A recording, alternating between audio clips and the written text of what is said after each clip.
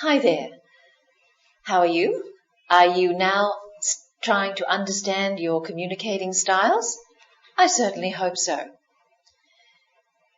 In the previous program, we went through the different behavioral styles that appear when we are actually trying to communicate with others.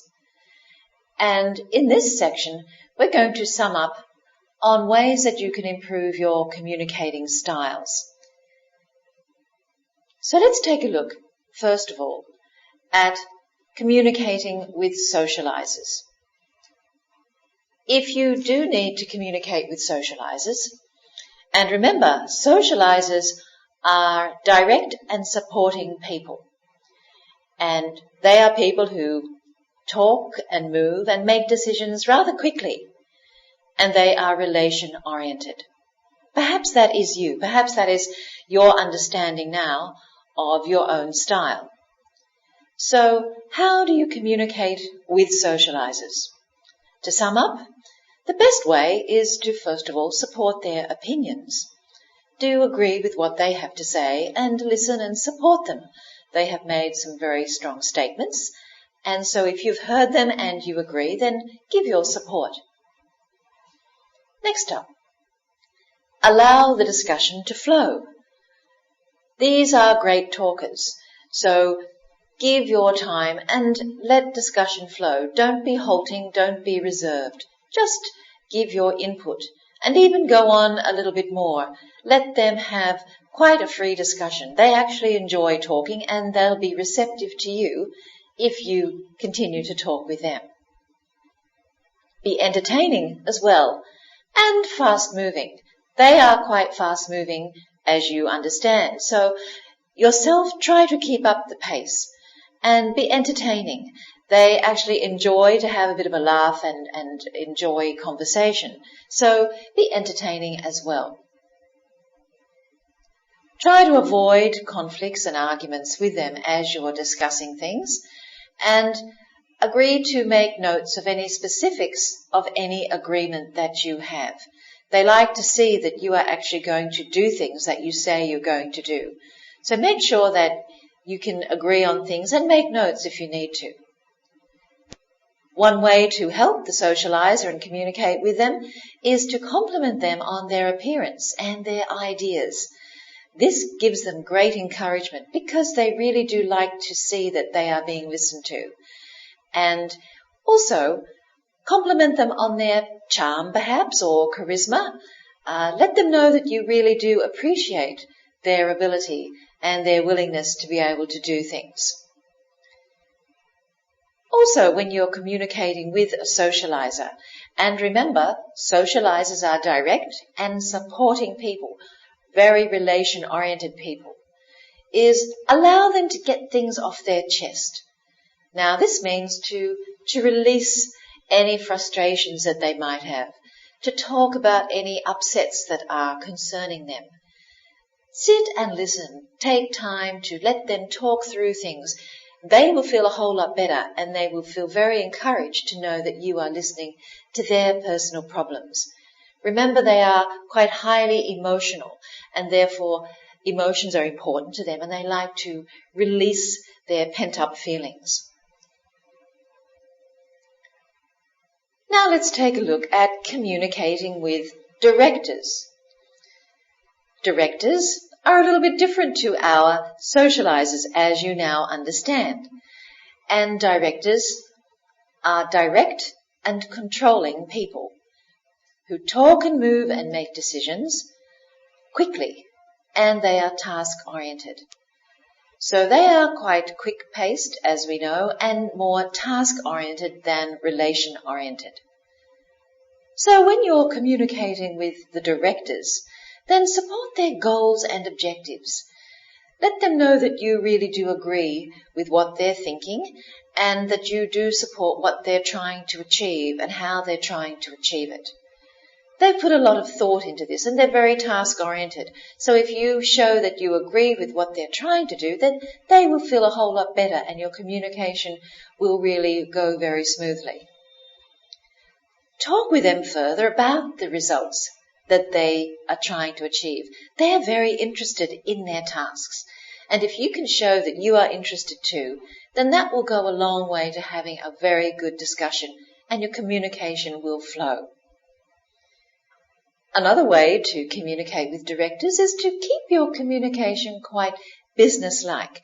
Now remember, directors are not so much relation-oriented, but they are task-oriented. And therefore, attaching a bit of business-like sense to the conversation will help them along the way. They will appreciate that, and they will value it. Also, look at their ideas rather than recognizing them personally. As these directors are more task-oriented, they would be happy to know that you are recognizing what they're thinking about, what they have come up with, rather than the kind of person they are. So that's very important to them. They appreciate the fact that people speak to them in a business-like sense, in a precise and efficient, sort of well-organized way. They have put great thought into what they're doing. Their tasks are very important. So when dealing with directors, be precise as well. Try to be a little bit more direct in your communication style by being efficient and a little bit quick-paced and well-organized. It would also help if you can provide directors with clear options, clear descriptions of what you have to say, and supporting those things, those options, with analysis and facts and figures and things like that. That would really help them. And also, when you're talking with them and debating certain things about their tasks or their achievements that they want to accomplish, argue about facts. Don't let feelings get in the way. Remember, directors are more task-oriented, so they appreciate it when you can be factual and you've got information that you're talking about, rather than becoming highly emotional in discussions. These are the kinds of areas that you can adapt to when you're trying to communicate with directors. As we said, the socializer, to communicate with a socializer, being relationship-oriented and direct, you need to adapt, as well as the director style. Directors are direct and controlling. So, communicating with thinkers. Let's look at thinkers. Indirect people and controlling people. They move and make decisions more slowly, and they are task-oriented. So when you're communicating with thinkers, it might pay to sit back and prepare more closely what it is you're going to say. Be well prepared, in other words, and be very thorough. Be very detailed in what you're going to approach them with. Give them your support, and let them know that you support their organized, thoughtful approach. Praise them for their ability to be thorough and to be organized and detailed. Praise goes a long way, because they have also, the thinkers have also put a lot of work into their tasks, and they're very proud of that fact. Also, give them support. Support their need to be accurate and logical. Tell them that you realize that is important.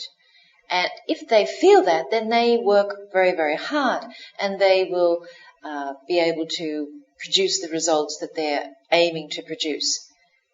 If you support their need to be accurate, they feel that you are listening to them.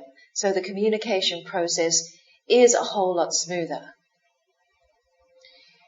And you can demonstrate your support through actions rather than words. Show them what you're thinking. Show them how you believe that they can actually achieve what they want to achieve. Demonstrate through actions. Get involved with them. Give them support through bringing in extra people to help in a project that might need more assistance. Things like that. Rather than saying that you're going to do it, actually do it. And compliment their efficiency along the way. Compliment them for their thinking, for their organization, as I said. Praising thinkers will go a long way in the communication process. People feel that they should be valued. And the thinkers are very task-oriented and take their work very, very seriously. So if you can compliment them on how well they are working, they will feel a whole lot better, and your whole communication process will be far more positive. Be exact. Don't dilly-dally. Don't talk in vague terms. Be exact and be organized. And describe things to them in detail. And finally, explaining how it will produce results. Remember, thinkers are very factual. They like to look at statistics, etc. So when you're communicating with them, in some ways you have to turn into a similar kind of thinker that they are and speak the same language. It's also very good to, in some ways, ask questions and let them show you how much they know. Let them be the ones to take the lead and show you the depth of their knowledge. This will make them feel quite important in the process, and they will realize that you value their input greatly. With thinkers, because they are more slow-paced, it will pay if you can allow more time for, say, understanding and deliberation of ideas and analysis. Don't try to push them too quickly. Here is what we call coming halfway. If you really want to have the communication process with a positive outcome, then you have to meet halfway on some things. So thinkers are more slow-paced and therefore allow a bit more time when you're supporting them. They are very methodical, as you know, so listing things can help them see quite clearly what you're trying to say. You can list advantages and disadvantages, for example, of a plan you might have. Making lists is how the thinker likes to see things, and that will make the communication process far more easy for them to understand. If you provide solid and factual evidence of things, this is also how they see things, and therefore the communication will not be cluttered with ambiguity. The communication will be very clear and precise. Let's move on now to our last style, communicating with relators. And here, remember, relators are the most emotional of the four types. They are highly relation-oriented. They are indirect, more slow-paced, and supporting people who talk, move, and make decisions slowly, and they are highly relation-oriented. So when you're communicating with relators, it will pay for you to be very warm and sincere. This is how you will appear to them. If you appear this way, and if you try to sincerely be warm as well with relators, then your communication process will be far more enhanced. Support them by actually showing personal interest. When you show personal interest to a relator, they will feel very, very warm to you, and they will feel very open, and therefore they will feel encouraged. So the ultimate end to that is that communication will be far more enhanced. So support their feelings. And one thing that you must be careful of when you are communicating with relators, because of their nature, sometimes they will take things very personally. Everything they will take personally. That is their nature. So if you are needing to give them some negative feedback about performance perhaps, then remember they may take it personally. So you have to be aware that their feelings might get hurt first and they will react perhaps in a different way. So assume that they will take everything personally first. When you are ready for that, then you are able to handle the resulting consequences. Relators, being highly relation-oriented, really do believe in people, and they need time, because they are more slow-paced, to develop trust in you. That's something that's very important to them. So allow them the time to develop the trust. When you communicate with relators, in many ways you are coaching and you are talking through a lot of things in detail. And when you do that, make sure that you don't rush things too much. Otherwise, your relator will have lost the whole concept, will not be able to stay up with you. Remember, they prefer to be communicated to in a slow way. That's their nature. So move along with them informally, move along with them in a slow manner, and they will then be able to respond, and your communication process will be far more enhanced. You will have to listen actively. And we are going to talk about active listening in the next segment. But active listening means you will have to acknowledge and perhaps mirror some behavior and ask questions and give feedback to them. This is important to them. They need to hear from you. It's no good just saying what you want to say and giving instructions to a relator. You have to give active listening and discuss things in far more depth. When you have a disagreement with a relator, it's also important to go through the personal feelings that they might be having at that time. If there's a disagreement, then let them say what they wish to say about their personal feelings. And support relationships. Give them your support of their work and their relationships and how much you value them in the system and in the process. Relators, being highly relation-oriented, are also great team players, and teamwork is very important to them. They get on very well with people in their teams. So complement their teamwork, their relationships with others, and their ability to get along. Let them know how grateful you are and how happy you are that they are actually supporting their team and working very well together as a team. They will feel that you are giving them high acknowledgement, and they will feel very praised by the fact that you know that they're working well with others. So as we can see, communicating with others, communicating with the socializer, communicating with the director, communicating with the thinker, and communicating with the relator all require that you understand the behaviors of these four types. Sometimes you may want to adapt your style, but you may not be sure what style the other person has. Well, that's okay. We don't really know exactly at a glance the 100% style of somebody. Sometimes it's a little bit unclear, and only while we're having discussions, only while we're working with people do we gain an understanding of them. So if you recognize certain aspects of a person, for example, if you recognize one dimension, it could be the directedness to indirectedness. If you recognize that first, then adapt your style in that way in the beginning, and that may be enough. Later on, you will begin to understand the dimension of supporting to controlling.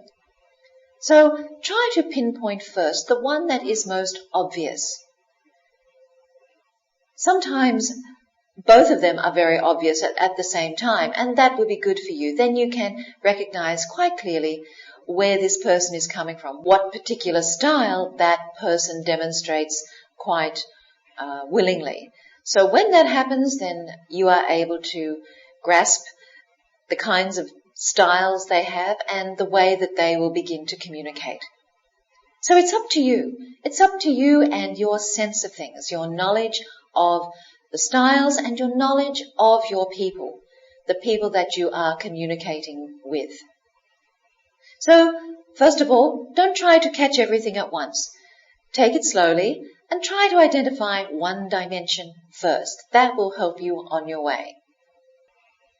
If you are communicating with someone and you wish to increase the directness in your communication, for example, if the person is direct and they move and speak quickly, as we know, and they readily express their thoughts and feelings, you can increase the directedness of your conversation by doing the following things.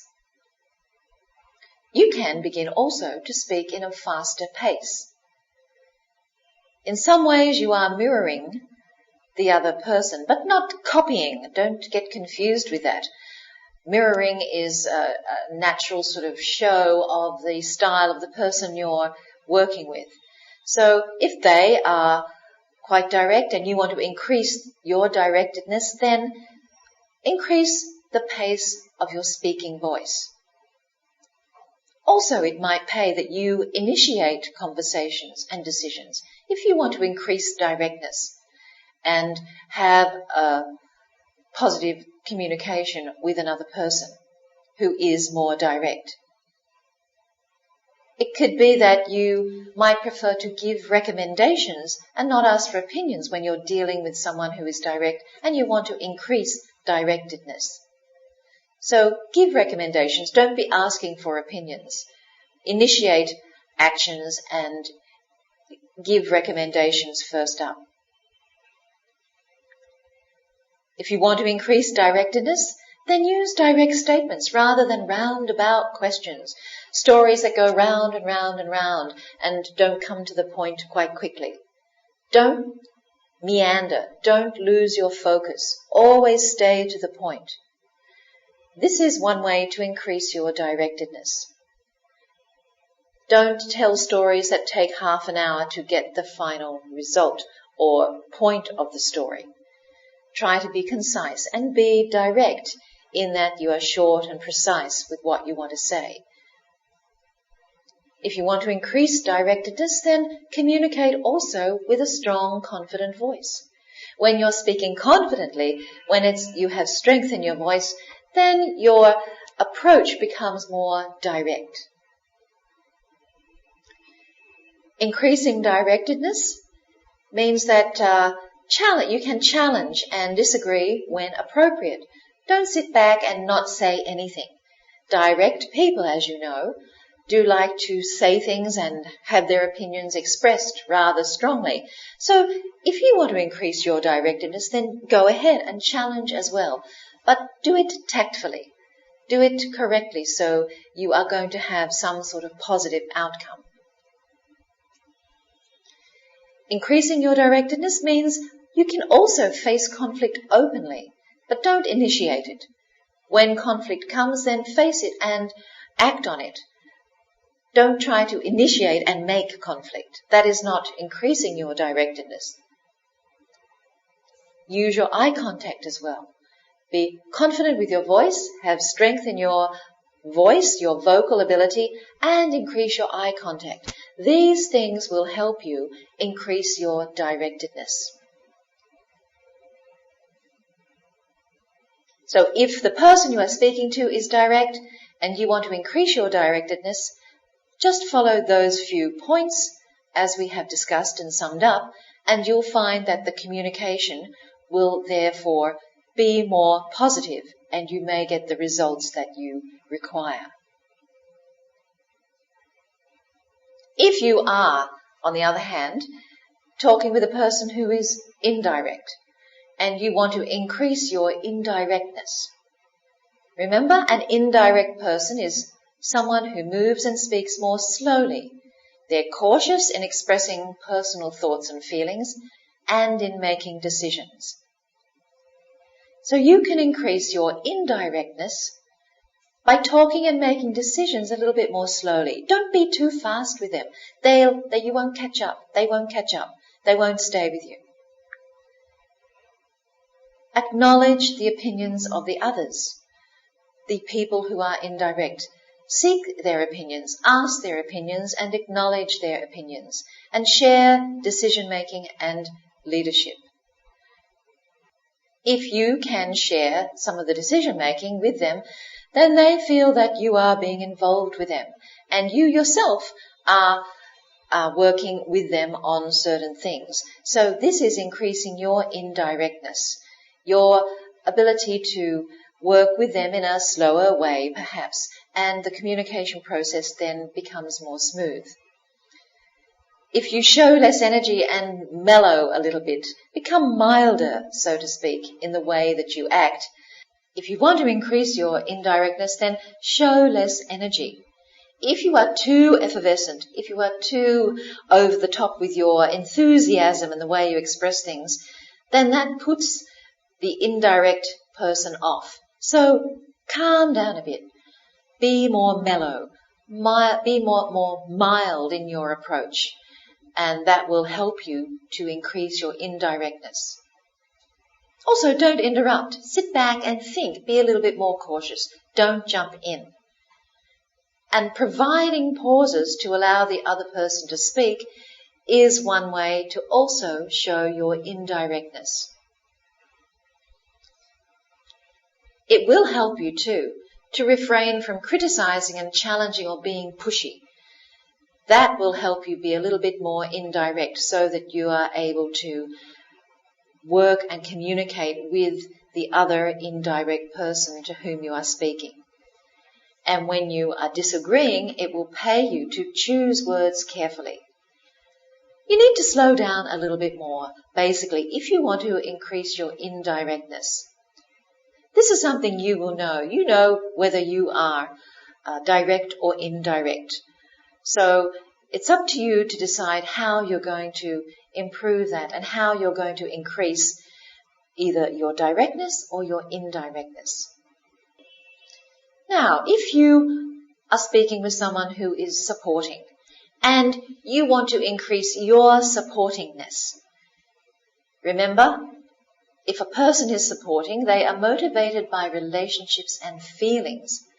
And therefore, if you want to increase your supportingness, you need to be able to share your feelings and let your emotions show.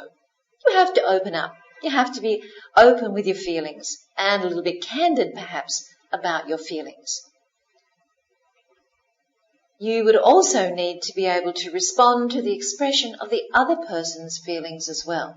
This means you would be listening and you would be considering them, and you would be listening perhaps with empathy, trying to understand their point of view. This will help you increase your supportingness. Paying personal compliments, too, is a way to increase that. Let the person know what you think about them. Let them know that you want to encourage them. And also take time to develop relationships. That will increase your supportingness.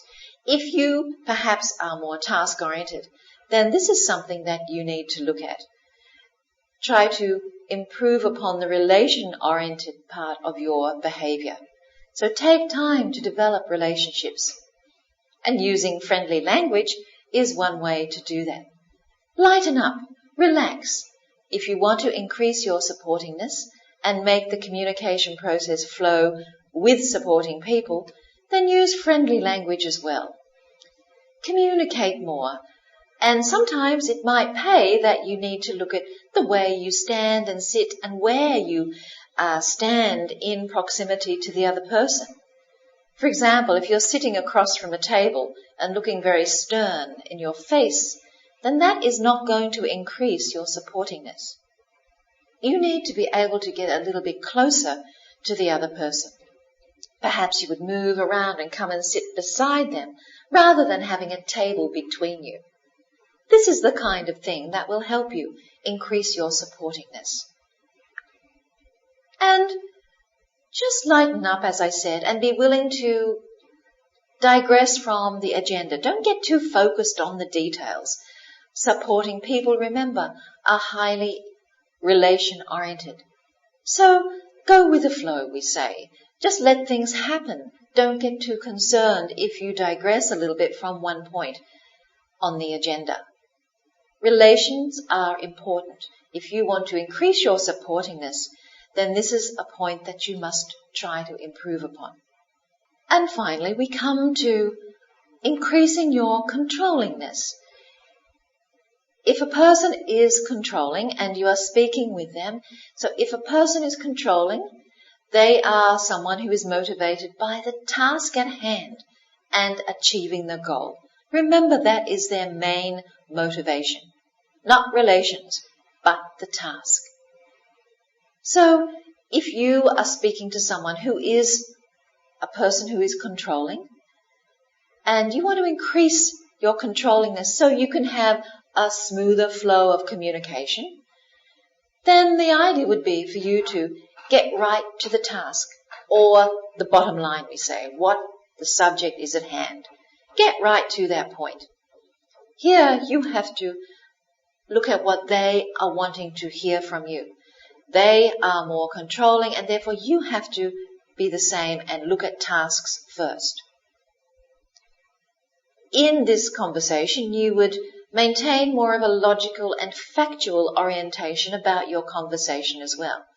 You would not be talking on personal matters or talking about complimenting them and things like that, building the relationship. You would be looking at maintaining more of a logical approach to your subject.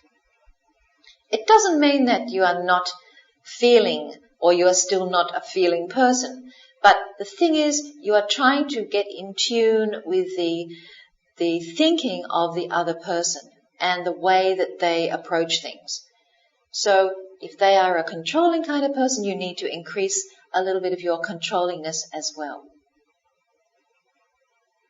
Keeping to the agenda is very effective in working and communicating with controlling people. They like to see that you understand that this is important. So that's something that you might need to look at and maintain and keep focus on the agenda. Not wasting time is also important to controlling people. So therefore you have to switch into that mode as well and make sure that work is completed, time is not wasted. This will enhance your communication with controlling people and enhance your controllingness. Physical contact, also as we have spoken about, is something that is not really important or warranted by controlling people. They are not highly emotionally strung people, so they prefer a little bit of distance. So remember that if you want to increase your controllingness, try to stay away from the touchy-feely kind of approach. And keep the emotions under control somewhat. Downplay a little bit the enthusiasm you might have. Of course you can still have enthusiasm, but what I am saying is don't be over the top. Don't be exaggerated in it, because that will not increase your controllingness. Using business-like language will help you along the way too. Being more factual, being more task, goal-oriented, using more business-like language rather than friendly, feely, touchy language. This will help you increase your controllingness. So we can say in this summing up segment, and indeed in the previous segment on the 4 behavioral styles in communication, that communication that persuades and influences requires a speaker and a listener who are on the same wavelength. That is why when we have gone through this subject, we have discussed the different aspects of each style, and we have followed it up with some detailed summaries and detailed descriptions of how you can communicate with people of other styles. If you can increase certain areas that are missing in your style to be able to approach a person of another style, then that means you are trying to be on the same wavelength. You are trying to find what I have said all along in our programs, which is a common theme, and that is you're trying to find common ground where you can meet the other party or the other person and start to bring about positive outcomes.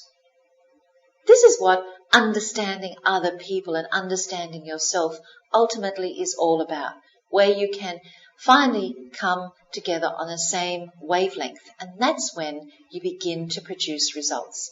That's when things really begin to work. By understanding the 4 styles, you have the basis for expanding your communication potential. Communication is not easy. It may look easy. Am I right? It may look easy. However, it is not. It takes a lot of understanding, as I have said, and along the way you will make mistakes. Indeed, you make mistakes every day in the way we talk to other people. And then We come away biting our tongues because we know we should have said something differently. We should have looked at something in a different way. We should have considered the other person perhaps in a more detailed way. So my emphasis here is understanding these 4 styles is giving you a very strong basis of being able to be a great communicator. And these 4 styles are not only limited to people at work. These 4 styles are of every individual. They are true of every single individual. They are true of your children, of your parents, of your friends, of your wife and husband. These styles describe how people approach things, how people motivate and look at things, how people move, and how quickly or slowly people want to communicate and express themselves. So your communication potential now, your ability to communicate far better, has been increased. The third point I want to emphasize here, and the third point that we have learned in this first segment of communication in business and understanding people, is that people communicate differently. That is very true. I'm sure now that you realize this very, very clearly. And therefore, when people communicate differently, it means that you have to be aware. You have to open your mind to the different ways that people communicate. You can no longer sit back and say, well, I am who I am, so I'm just going to behave the same way and I'm not going to adapt. That is impossible for you to do now. You must know that because people communicate differently, then you are going to have to adapt to the different ways they communicate and consider that and use different approaches in order to get your results. And finally, I want to also focus on here the point that it is possible to speak in multiple styles. From what we've done and what we've seen in this segment, you yourself can adapt the way that you approach things to the different styles. It doesn't mean that you are changing your intrinsic personality. What it means is that you are adapting to suit the required situation. And this is something that human beings are very, very good at. We do it all the time. It is our nature to adapt. We learn new things. We can approach things in different ways if we apply ourselves, if we know the way to do it.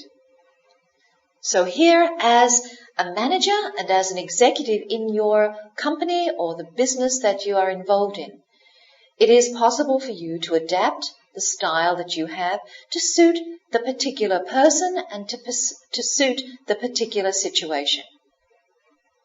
This is a very unique quality that we humans do have and possess. And that means that you can improve the way that your communication flows from person to team, and within teams and groups in the organization, and through all the different levels of the hierarchy. You can adapt and speak in different styles and communicate that way. So here we are at the end of this program, where we have discussed the first important steps about understanding communication and being a better communicator in business and also in life. In the next segment, we are going to look at listening skills, which are an important part of communication as well. Not only the speaking is important in communication, as you know, but also listening. So thank you very much for your attention. I do hope that the 4 styles will really help you to become a better communicator, to be more aware of your staff and the people around you, and to indeed be far more aware of yourself and the ways that you can improve your communication styles. Thank you very much.